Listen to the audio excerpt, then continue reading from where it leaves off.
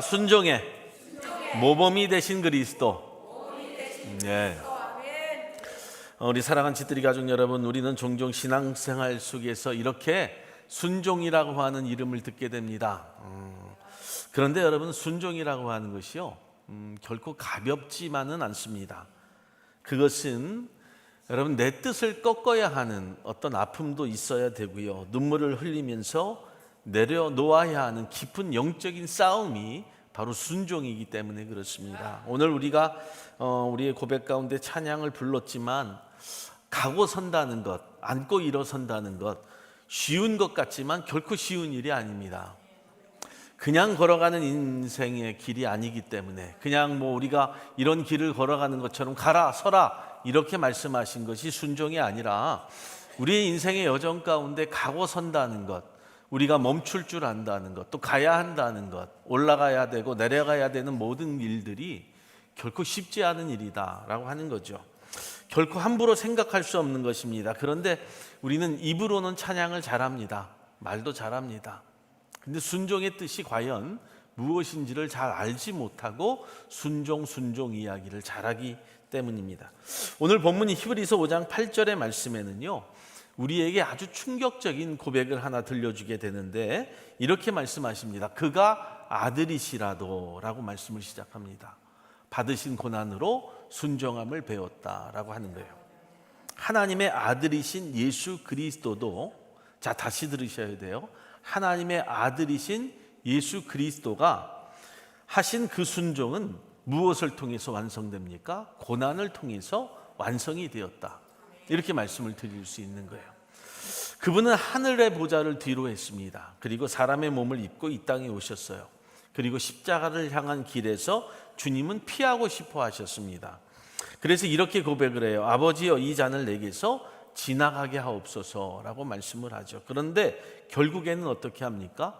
내 뜻대로 마시고 아버지의 뜻대로 하여 주시옵소서. 이것이 예수 그리스도의 순종이었다는 거예요.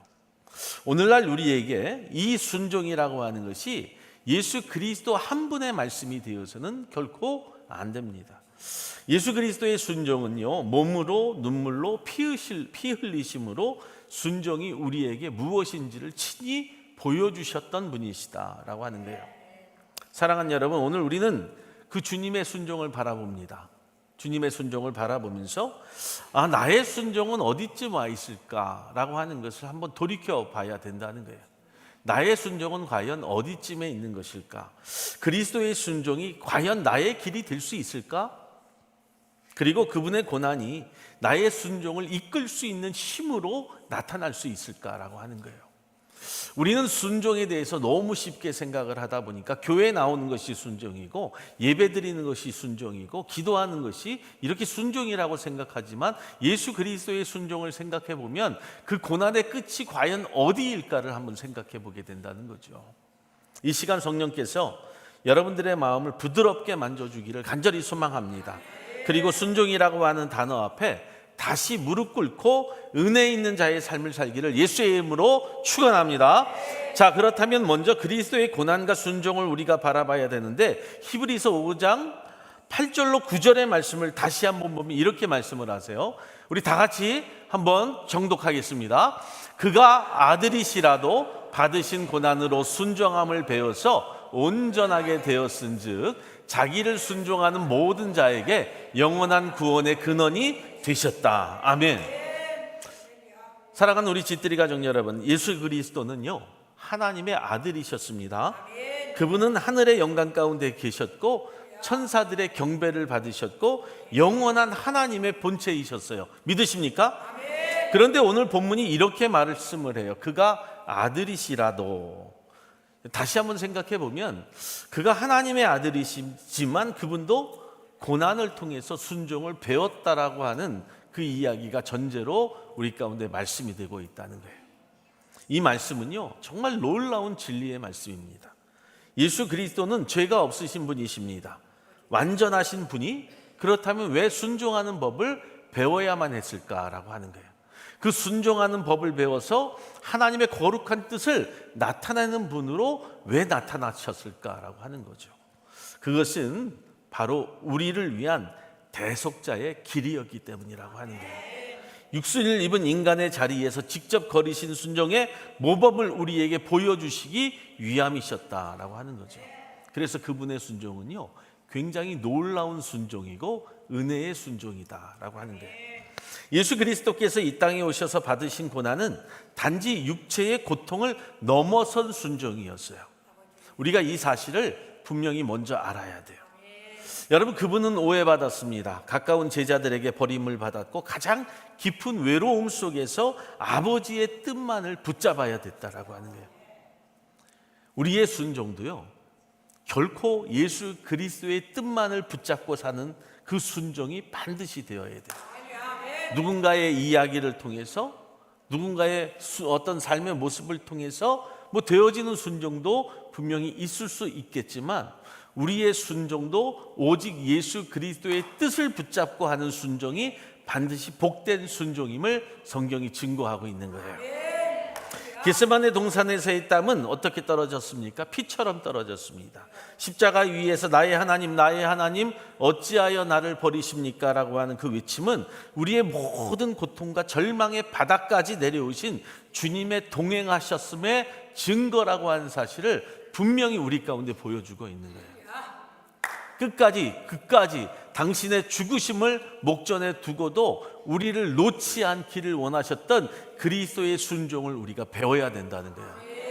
우리가 잠깐의 고통과 어려움과 상황 속에서 우리는 놓는 것들이 너무도 많아요. 누구를 가장 먼저 놓습니까? 바로 예수 그리스도를 가장 먼저 놓게 된다는 거죠. 그런데 예수 그리스도의 순종은 그 고통과 아픔 속에서도 우리를 놓지 않는 순종이었다는 사실이에요.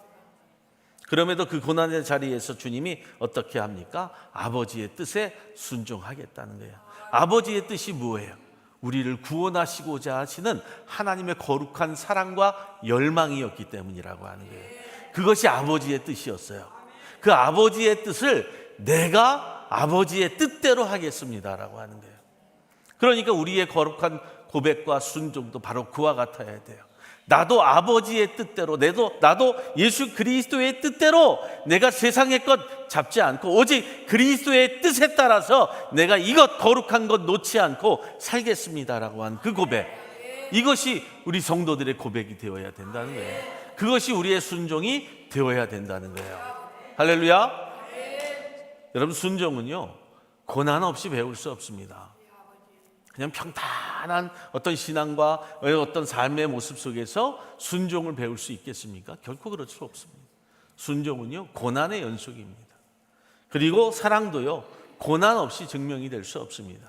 여러분들의 사랑을, 옆 사람에 대한 어떤 누군가에 대한 사랑을 어떻게 증명해 보일 수 있겠어요?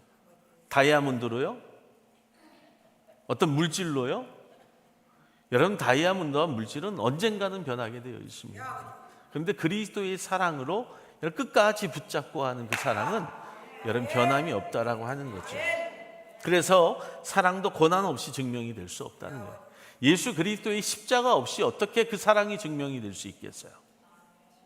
예수님은 하나님의 아들이시라도 우리를 위해 고난을 통해 순종하심으로 말미암아 우리에게 온전한 구원의 길을 열어주셨다는 거예요. 할렐루야. 이것이 오직 예수 그리스도만이 할 수 있는 순종이에요. 사랑하는 성도 여러분, 우리는 가끔 묻습니다. 하나님, 왜 나에게 이런 고난을 줍니까? 왜 이 고통을 나에게 허락하십니까? 주변의 상황과 환경을 보면 다 고통이고 다 어려움인 것 같아요. 좀 나아지는가 싶더니 또 다른 어려움들이 나에게 닥치죠. 좀 더 나아지나 싶었더니 더 큰 어려움들이 나에게 닥쳐요. 내가 낫나 싶었더니 다른 병을 주셔요. 이제 살만한가 했더니 머리가 막히고 권사님처럼 암이 생기고 자녀의 어떤 눈을 수술받게 해야 되고 당뇨가 생기고 갑상선이 생기고 무릎이 아파서 걷지 못하고 좀 나아지는가 싶더니 더 큰 어려움들이 있어요. 어떻게 설명할 수 있을까요? 그런데 예수 그리스도를 보면 여러분, 우리가 은혜 받고 위로받게 돼요. 고난은 버림이 아니에요. 훈련이라고 하는 거예요. 어떤 육신의 아픔도요, 여러분들의 그 기도의 훈련을 통해서 그리스도의 사랑을 알아가는 거예요. 파멸이 아닙니다. 어떤 사람들은 인생이 다 죽은 줄로 생각해요. 그런데 그렇지 않아요. 나를 성숙하게 만들어가는 도구라고 하는 거예요. 그 가운데 내가 생명을 잃을 수도 있습니다. 자녀가 눈을 멀 수도 있어요. 그러면 그때 어떻게 고백을 하시겠어요? 예수 그리스도가 나를 버렸다? 예수 그리스도가 나를 파멸로 이끄셨다고 그렇게 이야기하시겠습니까? 결코 그렇지 않죠. 고난의 그 모습을 통해서, 훈련을 통해서 이것은 파멸이 아니라 나를 더욱더 성숙하게 만들어가는 하나님의 거룩한 도구로 그런 것들이 쓰였다라고 고백하는 거예요. 할렐루야. 누군가가 나에게 그런 말을 했어요. 누군가가 내가 아프니까요, 가족 중에 누가 이러니까요, 내가 더 잘 믿게 되었다는 거예요. 내가 더. 누군가의 아픔과 고통과 어려움이 나에게는 믿음을 성장시키고 성숙하게 하는 도구가 되었다는 거예요. 이영자 집사님이 그러셨죠. 남편의 죽음이 나를 교회로 이끄셨대. 그런 고백을 쉽게 할 수 있는 게 아니에요. 남편의 죽음은 슬픕니다. 그 순간부터 어려움이에요. 고통이에요. 그런데 그것을 통해서 나를 하나님의 교회로 이끄셨대요. 야, 내 그 고백을 듣고요, 가슴이 뭉클하더라. 내 새끼가 죽었어요. 내 자녀가 죽었어요. 그건데 나를 통해서 교회로 이끄셨다라고 고백할 수 있겠어요? 여러분, 고난 가운데 아버지를 바라보는 법을 배우는 거예요. 하나님을 의지하는 법을 배우는 거예요.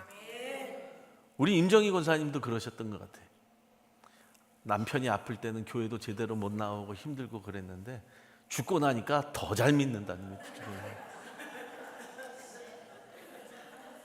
이번에 딸 집에 다녀오셨잖아요. 사우스캐롤라이나인가? 휴스턴? 하여튼 어디를 다녀오셨어. 그랬더니 뭐라는 줄 아세요? 저한테 갑자기 목사님 효도관광 안 가요? 그러시는 거예요. 그래서 내가 권사님은 안 가시잖아요. 그랬더니 아니요, 나 가요. 한번 바람을 쐬더니 그 바람이 무서운 거야. 콧바람 한번 들어가고 나니까요, 왜 안 가냐요, 나보러. 그래서 다음엔 가시겠대. 얼마나 큰 은혜입니까? 안 그래요? 하나님을 한번 경험하고 난 그 삶은요, 내 삶을 바꿔버려요. 하나님을 경험하지 못했기 때문에, 하나님의 은혜가 무엇인지 몰랐기 때문에. 그런데 고난을 통해서, 어려움을 통해서 주님을 바라보는 법을 배운 거예요. 그 길 끝에 무엇이 있어요? 순종이 있는 거예요. 그 순종으로 온전케 된다라고 하는 거죠. 할렐루야. 그리고 이제 그분은 자기를 순종하는 모든 자에게 영원한 구원의 근원이 되셨다. 아주 중요한 말씀이에요. 오늘 우리가 주님께 순종하기로 결단한다면 여러분, 반드시 그 길은 헛되지 않을 거예요. 이것이 바울이 또 베드로가, 우리의 믿음의 선진들이 경험했던 경험들이고, 예수 그리스도가 경험하셨던 그 순종의 경험을 우리에게 말씀해 주시는 거예요. 할렐루야. 두 번째는요, 순종을 통해서 구원의 근원이 되신 그리스도를 볼 수 있어요. 히브리서 5장 9절의 말씀을 보면 이렇게 말씀을 해요. 다 같이, 자기를 순종하는 모든 자에게 영원한 구원의 근원이 되셨다. 예수 그리스도를 순종하는 모든 자에게 영원한 구원의 근원이 되셨다. 근원이 되셨다라고 합니다. 사랑하는 집들이 가족 여러분, 우리는 구원의 길을 누구를 통해서 받았어요? 그렇죠, 예수 그리스도예요. 그런데 오늘 본문이 말씀하는 이 본문의 말씀은 단순히 그리스도께서 구원을 주셨다라고 말하지 않는다는 거예요. 그리스도께서 구원을 주셨다라고 끝내지 않았다는 거예요. 잘 들으셔야 돼요. 영원한 구원의 근원이 되셨다라고 하는 거예요. 굉장히 축복이죠. 변하지 않는다는 거예요. 영원히 솟아나는 그 생명샘이 되었다는 거예요. 이 말씀은 예수 그리스도께서 단지 구원의 문을 여신 분이 아니라 그는 구원의 시작이고 구원의 중심이고 구원의 본질이신 그 자체라고 하는 거예요. 할렐루야. 저와 여러분들이 바로 그 예수 그리스도를 믿는 거예요. 얼마나 큰 축복이에요. 얼마나 큰 축복입니까? 그리고 이건 선언이에요. 선언. 예수 없이는 구원도 없고 소망도 없다는 거예요. 오늘 저와 여러분들이 순종함의 시작을 통해서 예수 그리스도 없이 구원도 없고 소망도 없다고 하는 우리의 믿음의 고백이 온전해지기를 예수의 이름으로 축복합니다. 그런데 여러분, 이 영광스러운 구원의 자리 무엇으로 이루어졌어요? 십자가의 순종으로 이루어졌죠. 이 사실을 꼭 잊지 마세요. 예수 그리스도의 구원은 십자가의 순종으로 이루어졌다는 사실을 절대 잊지 마세요. 할렐루야. 우리 하나님께 영광의 말씀입니다. 그것이 무슨 뜻이냐 하면 죽기까지 복종하셨다는 거예요. 예수 그리스도의 구원은 십자가의 죽음으로 이루어지셨다. 이것이 우리의 믿음의 온전한 고백이 되어야 돼요. 예수 때문에 구원받았습니다, 예수의 이름으로 구원받았습니다가 아니라 예수 그리스도의 십자가의 죽음으로 그가 흘리신 피로 말미암아 내가 구원받았습니다. 이것이 온전한 믿음의 고백이에요. 예수 그리스도의 피를 경험한 사람이 내 삶을 함부로 살 수 없죠. 빌립보서 2장 8절에는 이렇게 말씀해요. 시작. 자기를 낮추시고 죽기까지 복종하셨으니 곧 십자가에 죽으심이라. 예수 그리스도의 순종은 이 머리통으로 한 게 아니에요. 머리로 한 게 아니에요. 좋은 머리로 한 게 아닙니다. 머리가 나빠도 괜찮아요. 입으로만 한 순종이 아니에요. 달변가로 한 순종이 아니에요. 가슴으로, 이 몸으로, 온 존재로 한 전인적인 순종이었다. 이 전인적이라고 하는 말이 무슨 말입니까? 머리부터 이 오장육부를 통해서 발끝까지 이루어지는 모든 것을 통해서 그리스도가 하나님 앞에, 아버지 앞에 순종했다. 그 순종은 고통의 자리를 외면하지 않았고, 불의한 재판정 앞에서도 입을 열지 않았고, 십자가 위에서 끝까지 죄인을 위한 사랑을 포기하지 않았던 순종이다. 여러분, 신앙생활하면서 힘들죠? 때로는 관계 때문에 힘들죠? 어떤 만남 때문에 힘들죠? 어떤 상황 때문에, 여건 때문에 힘들어할 수도 있습니다. 그런데 그럼에도 불구하고 외면하지 마세요. 나 모르겠다, 포기하지 마세요. 입을 열지 마세요. 입을 열지 마세요. 입을 열 때마다 불의한 말들이 쏟아져 나오게 되어 있어요. 십자가 위에서 끝까지 우리를 위한 사랑을 포기하지 않았듯이 교회도 그 사랑을 포기하지 않으면 되는 거예요. 그 결과가 어떻습니까? 예수 그리스도는 단지 고난당한 자가 아니라 모든 인류에게 영원한 구원을 주시는 근원이 돼요. 근원이. 여러분, 우리 사랑하는 집들이 가족 여러분들이요, 이 축복의 근원이 되기를 축원을 드립니다. 우리가 어떤 구원의 근원은 될 수 없어요. 예수 그리스도가 있으나. 그런데 여러분들이 그 축복의 물줄기가 흘러갈 수 있도록 만드는 축복의 근원이 되세요. 할렐루야. 이것이 우리의 삶에 꼭 필요해요. 여기서 근원이라고 하는 뜻은 무슨 뜻을 가지고 있냐면 원인이 되는 자, 기초가 되는 자라고 하는 뜻을 가지고 있어요. 구원의 생명샘이 되시죠. 주님이 바로 그런 분이셨어요. 구원의 모퉁이 돌이 되어주셨고 구원의 반석이 되어주셨어요. 절대로 흔들리지 않았다는 거예요. 우리의 신앙이 자꾸 흔들려요. 믿음이 자꾸 주저앉고 싶어요. 더 이상 가고 싶지 않아요. 누가 서라 하지 않았는데도 자기가 그냥 일부러 서버려요. 나아가길 원치 않아요. 그렇게 신앙생활은 무의미해요. 십자가에 달려갈 길을 끝까지 달려가길 바랍니다.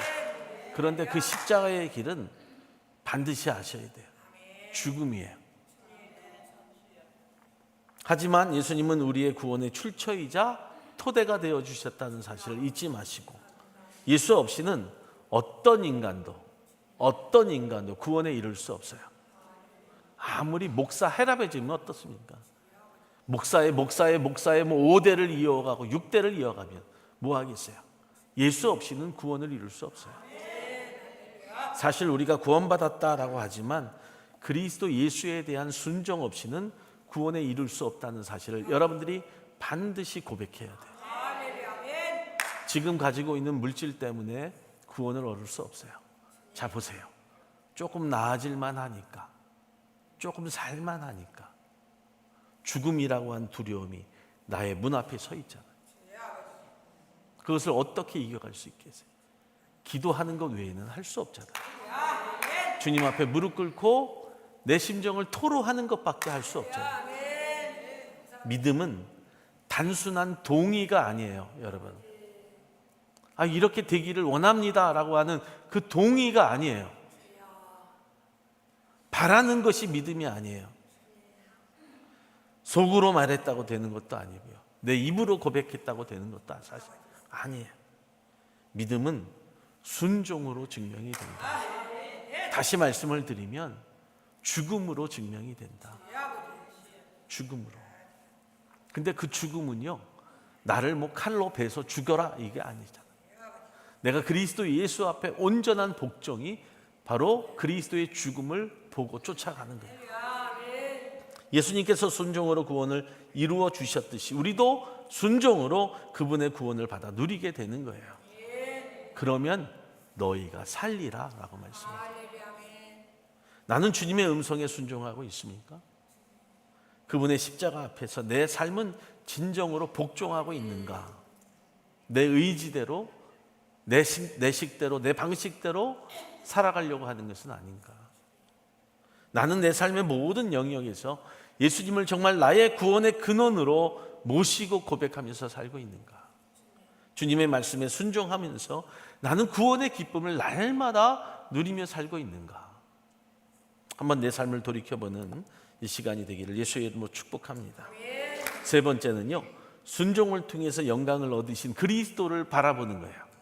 할렐루야. 그리고 그 영광이 여러분들의 영광이 되는 거예요. 할렐루야.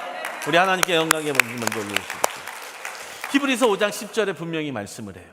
하나님께, 우리 다 같이 시작. 하나님께 멜기세덱의 반차를 쫓은 대제사장이라 칭하심을 받았느니라. 아멘.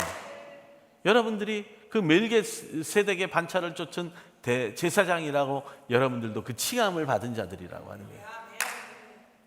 여기서 반차라고 하는 것이 무슨 뜻이냐면 직무를 행하는 차례를 이야기하고 있어요. 직무를 행하는 차례.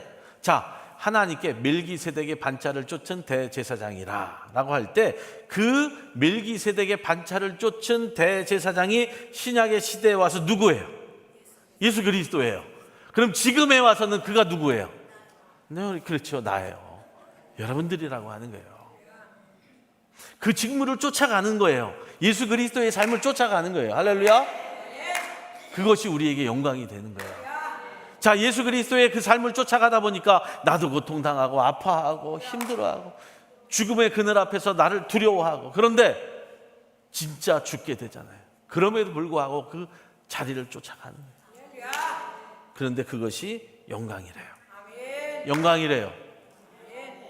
우리 모두는 하나님께서 주시는 영광을 사모합니다.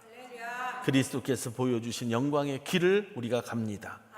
그런데 그것은 세상이 말하는 어떤 높아짐의 길이 결코 아니라고 하는 거예요.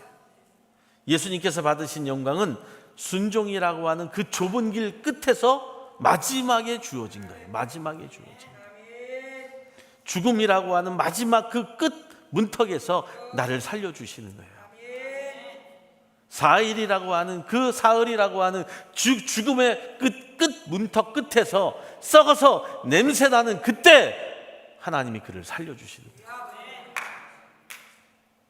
히브리서 기자가 오늘 본문에서 선언하잖아요. 하나님께 멜기세덱의 반차를 쫓은 대제사장이라 칭함을 받았느니라. 여기서 칭함을 받았다라고 하는 것은 예수 그리스도께서 스스로 대제사장이 되겠다고 자청하신 것이 아니라 하나님께서 친히 세워주시고 높여주셨다라고 하는 거예요. 내가 그 길을 온전히 쫓아가다 보니까 내가 스스로 높아진 것이 아니라 하나님이 나를 높여주셨다. 할렐루야. 오늘 여러분들의 삶이 그 삶이 되기를 주님의 이름으로 축복합니다. 그것도 어떤 방식으로요? 그것도 방식이 있어요. 바로 고난을 통해서 순종하신 삶을 통하여라고 하는 거예요. 사랑하는 여러분, 영광은 순종의 시작이 아니라 끝에서 주어졌다라고 말씀드렸죠. 영광은 처음부터 주어질 수 없어요. 무언가를 이루어야 되잖아요. 무언가를 이루어야 돼요. 기도의 끝을 보고 기도하시고요. 말씀의 끝을 보고 여러분 말씀을 사모하시고요. 예배의 끝을 보고 여러분들이 예배 자리에 있어야 돼요. 시작이 아닙니다. 순종의 끝도 십자가의 죽음이었다는 것. 그러니까 우리의 순종의 시작이 아닌 끝이 결말로 나타나야 돼요. 그것이 우리에게 영광의 면류관으로 주어진다는 사실을 잊지 마세요. 사랑하는 여러분, 이제 예수 그리스도는 단순히 성전에서 제사를 드리는 직무만으로 사는 것이 아니에요. 그분은 자신의 몸을 단번에 드림으로 또 죄인을 하나님께로 화목하게 하시고 지금도 하나님 보좌 우편에서 우리를 위하여 끊임없이 중보하고 계신다는 사실을 잊지 않기를 예수의 이름으로 축복합니다.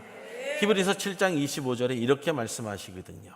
그는 항상 살아계셔서 다 같이 그들을 위하여 간구하십니다. 아멘. 예수 그리스도는 죽으신 분으로 끝난 분이 아니라 살아나셔서 지금도 우리를 위하여 친히 간구하는 분이다.